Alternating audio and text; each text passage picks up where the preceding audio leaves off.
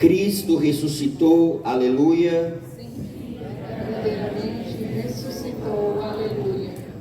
Caríssimos irmãos reunidos nesse domingo da misericórdia, o segundo domingo da Páscoa, é o domingo que nós celebramos a divina misericórdia.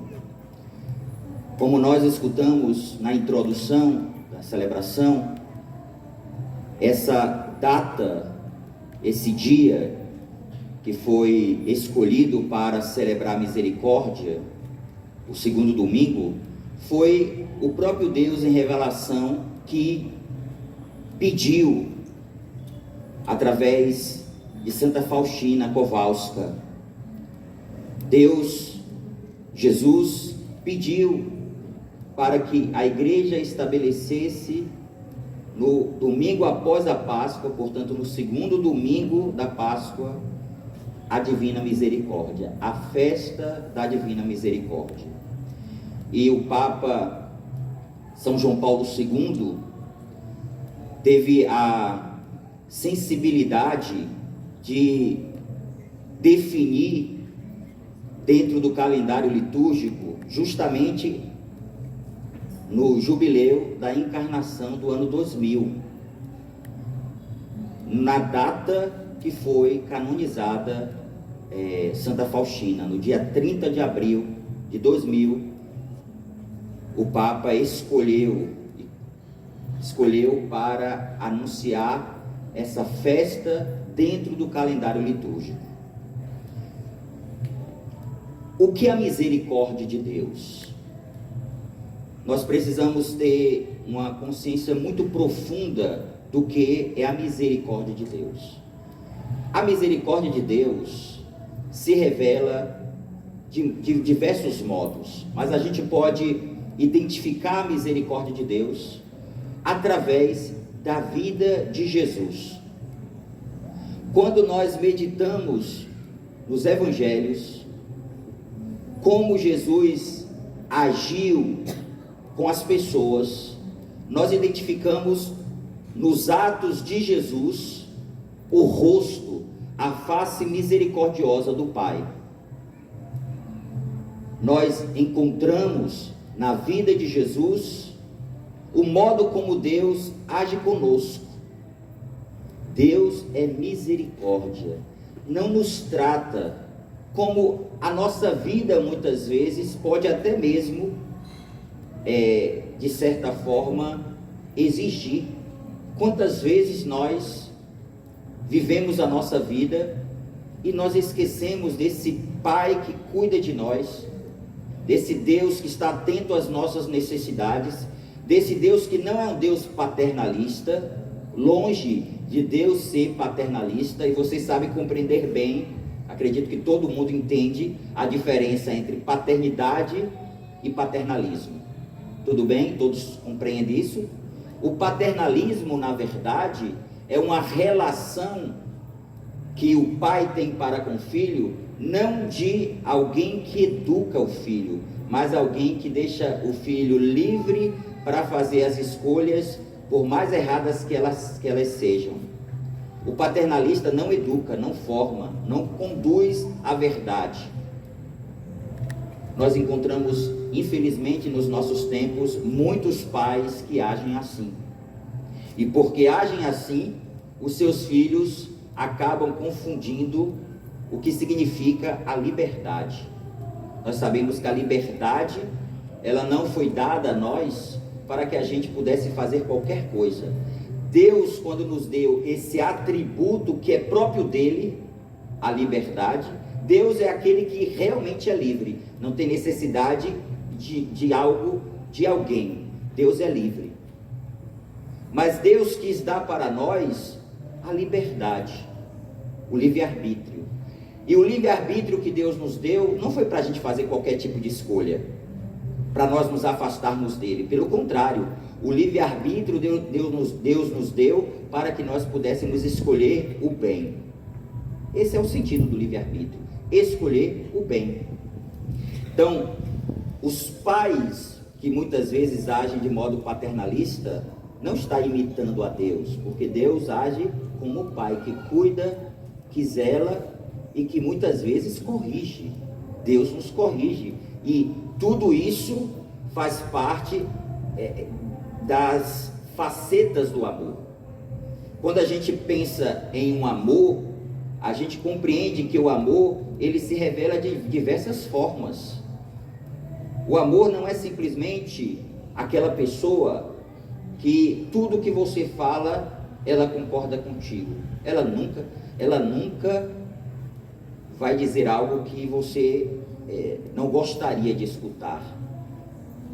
Quando você tem um amigo assim, que sempre está em conformidade com o que você diz, esse realmente não é o seu amigo. O seu amigo é aquela pessoa que escuta você e diz o que você precisa escutar, e orienta e conduz você à verdade. Esse é o amigo. E Deus quer se relacionar conosco deste modo, como um pai amoroso, que quando precisa corrigir, ele corrige, mas está sempre agindo conosco por amor, porque Deus nos ama concretamente. Então a misericórdia de Deus é isso. A gente às vezes quer entender a misericórdia como se a misericórdia não exigisse da parte de Deus uma atitude de correção. Não, Deus corrige, e corrige porque ama. Seu pai corrige porque ama. Sua mãe corrige porque ela te ama. Ela está atenta às suas necessidades. É assim na nossa vida. Então, é sempre importante, e aqui a gente não tem ali, mas está muito distante de vocês, mas vocês podem depois procurar um ícone chamado Pantocrato, Todo-Poderoso. Ali também é um Pantocrato. No rosto do Pantocrato vocês vão perceber que existe duas feições de Deus. A feição de Deus que revela a misericórdia. A feição de Deus que revela a misericórdia. E o outro olhar de Deus revela a justiça. Então a gente não pode separar justiça e misericórdia. Vocês compreendem? Nós não podemos separar justiça e misericórdia. Justiça e misericórdia estão juntos. Revelam aquilo que é próprio de Deus, que age conosco com paciência. Deus é paciente conosco. Se Deus não fosse paciente conosco, quem de nós poderia ter a vida eterna se Deus não fosse paciente conosco? Deus é paciente comigo e contigo. Deus caminha muitas vezes conosco em uma verdadeira lentidão. Ele está ali. Na nossa lentidão, Deus está conosco. E o mais importante de tudo é que se você continuar caminhando, você está trilhando o verdadeiro caminho da sua salvação. O que não pode acontecer é você parar no caminho. O que não pode acontecer é você fazer como o homem moderno, e aqui é a tentação nossa, porque nós somos homens e mulheres modernos. O homem moderno, o homem do nosso tempo, é o homem que diz assim. Esse é o homem moderno. É aquele homem que, na verdade, o pecado não tem mais sentido. Não existe pecado. Não existe pecado. E esse é o grande risco do homem moderno e de nós. Muitas vezes acreditarmos que não existe pecado. Ou a gente até acreditar e até dizer também, não, mas Deus é misericordioso. Deus é bom e misericordioso. Porque Deus é bom, eu irei para o céu. Ou até a gente dizer, como algumas pessoas dizem, não, se Deus é tão bom, não existe inferno. Quantas vezes a gente já escutou isso? Que não existe inferno. Porque é como se a gente pensasse que o inferno contrasta com a misericórdia de Deus. Não, pelo contrário, você e eu fomos criados por Deus para o céu. Toda pessoa humana foi criada para o céu. Todos nós. Ninguém foi criado para o inferno. Isso só existe no pensamento calvinista, na cabeça de protestante, que alguém foi criado para a danação, para o inferno. Alguns foram criados para o céu, outros para o inferno. Essa ideia protestante calvinista não existe. Até mesmo porque isso sim seria totalmente contraditório a um Deus que é bom. Deus nos criou para o céu, para o céu, para a felicidade que é própria dele. Ao nos criar, ele criou todos os meios para nos atrair para ele, para o céu. Mas o que pode acontecer na nossa vida? A gente rejeitar o céu, a gente rejeitar o amor de Deus. O que pode acontecer é a gente ser obstinado no mal. Sabe aquela pessoa que é obstinada no mal? Por mais que você fale, a pessoa continua insistindo no pecado, insistindo no mal. Portanto, aqui há uma escolha não pela felicidade, mas pela infelicidade. Então, queridos irmãos, nós não podemos pensar do modo como as pessoas normalmente pensam. Que Deus é misericórdia, isso é um fato. E Deus te criou para que você possa participar da vida beatífica, da vida feliz, da vida nele. Mas essa vida feliz, essa vida virtuosa, essa vida santa, começa agora, nessa vida, nas suas escolhas. Ou a gente acha, vou dar aqui um exemplo, dentre tantos que eu poderia dar, que um político que pega todo o dinheiro que estava ali destinado à saúde, destinado a tantas coisas, ele pega o dinheiro e coloca, traz para si esse dinheiro, né? Tira ali de onde era destinado o dinheiro. Esse cara que, por causa dele, muitas pessoas morreram, essa pessoa vai para o céu? Já está fazendo a sua escolha. Nós não podemos pensar que as nossas escolhas aqui na terra não tem nada a ver com o céu. Todas as escolhas que você faz aqui têm repercussão de eternidade. O amor que você tem para com o seu filho, para com o seu pai, para com a sua mãe, o respeito que você tem para com todas as pessoas, a caridade, tudo isso é uma escolha que você está fazendo. E assim você revela para os outros a misericórdia de Deus. Interessante que a primeira leitura de hoje, ela traz essa realidade concreta na vida dos apóstolos. Os apóstolos começaram o seu ministério. Após a ascensão do Senhor e o derramamento do Espírito Santo, os apóstolos começam a anunciar Jesus. E anunciar cheios de parresia. Nós da comunidade Shalom falamos muito sobre isso, né? Cheios de parresia.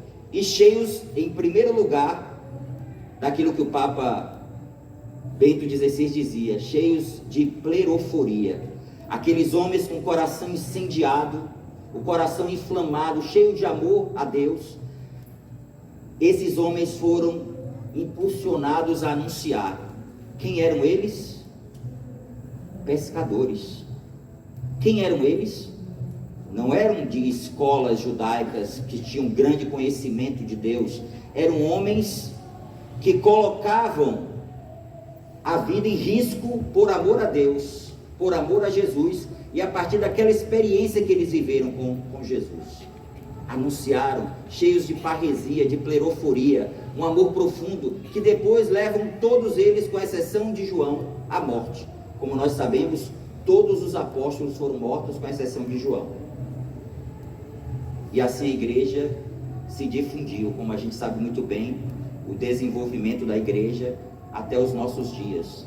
Então, queridos irmãos, a beleza que nós encontramos nos Atos dos Apóstolos mostram já ali a misericórdia de Deus a partir da igreja, através do ministério da igreja, através do ministério dos primeiros, os sucessores o dos apóstolos, no caso, e depois a gente vai ver os seus sucessores também realizando a sua missão, e assim a igreja vai se desenvolvendo.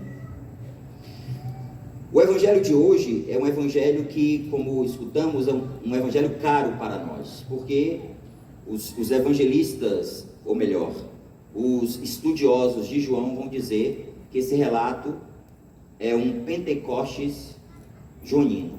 Nós conhecemos dos Atos dos Apóstolos, do capítulo 2, aquele derramamento do Espírito Santo.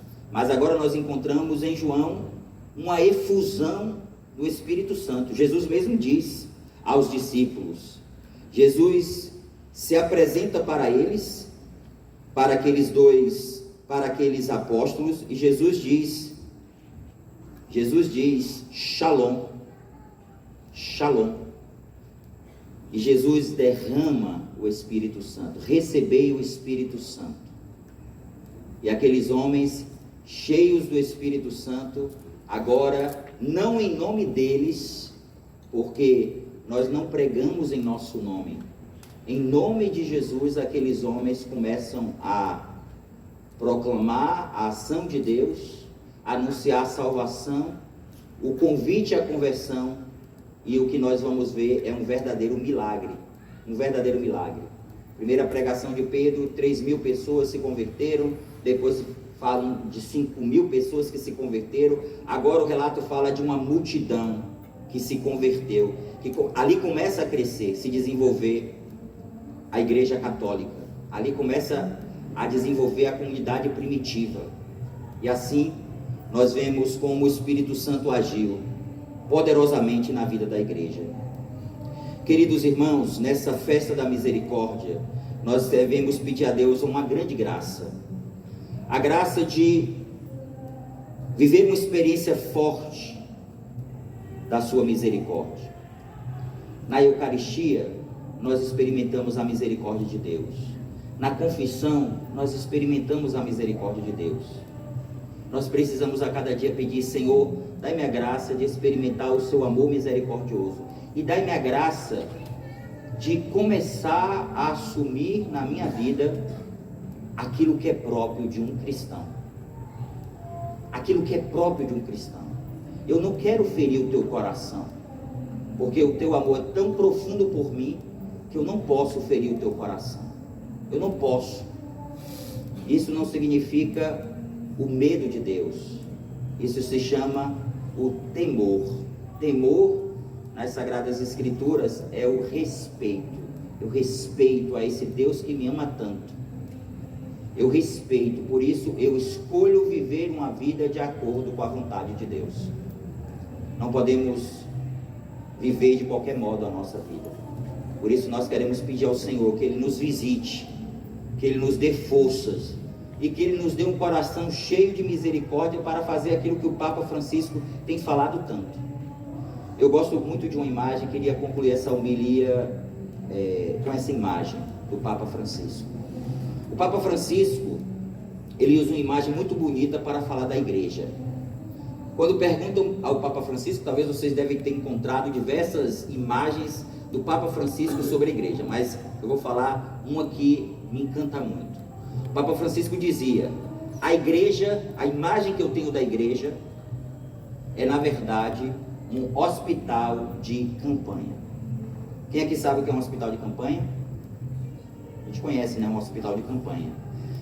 Naquele determinado país que está em guerra, muitas pessoas se encontram feridas por ocasião, né, da guerra, e ali é criado um hospital, cria-se um ambiente hospitalar para atender os feridos. A igreja é esse hospital de campanha. Portanto, todos nós que estamos aqui, sem exceção, todos nós que estamos aqui, todos nós, sem exceção, somos os feridos, aqueles que precisam da misericórdia de Deus. É injusto você olhar para alguém que está na igreja e você dizer assim, essa pessoa não merece estar na igreja. Todos nós, e é isso que o Papa Francisco quis nos fazer compreender, não para dizer que aquele pecado ou aquela ferida não fosse uma realidade que precisasse ser cuidada. Às vezes a gente confunde muito o fato daquela pessoa estar na igreja do pecado dela. O pecado dela e a igreja é o lugar para tratar, é o lugar que Deus vai tratando a gente. E se a gente não se expõe à misericórdia de Deus, dificilmente as feridas nossas serão tratadas. Então, o Papa sempre quis, o Papa Francisco, que a gente olhasse para todas as feridas e a gente compreendesse que aquele irmão ferido é um pecador como nós somos. Talvez a minha ferida seja um pouquinho, uma ferida menor, mas não significa que não seja ferida e que não precise da misericórdia. E aquele irmão ferido que se encontra distante de Deus, é preciso trazer para esse hospital de campanha, para que assim as suas feridas sejam curadas. Essa é uma imagem muito bonita e que a gente deve guardar do Papa Francisco. O Papa Francisco quer que todos sejam acolhidos. Todos sejam acolhidos com suas feridas, e não dizendo que não são feridas. A igreja nunca disse que não é ferida, que não é pecado, que não é isso que o Papa Francisco está falando. São feridas que precisam ser tratadas, mas existe um hospital aonde esse tratamento pode ser feito e pode ser curado. Não saia desse ambiente, desse lugar da misericórdia. Não pense que você não precisa. E aqueles que se encontram afastados, traga para esse lugar, porque esse lugar é o lugar do perdão e do amor de Deus.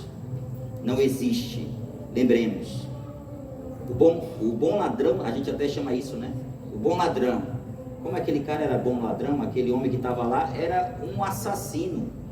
Aquele homem que estava na cruz era um assassino, tinha cometido grandes erros e estava na cruz por isso. Ele não é bom ladrão, mas ele, no último instante da vida dele, agarrou a misericórdia de Deus e por isso foi perdoado. Por isso a salvação, ela está disponível para todos. Para todos. É preciso se converter. Que Deus nos dê essa graça. Não existe porta fechada para ninguém. A misericórdia de Deus sempre está disponível para o pecador que se arrepende. Louvado seja nosso Senhor Jesus Cristo. Para sempre seja louvado.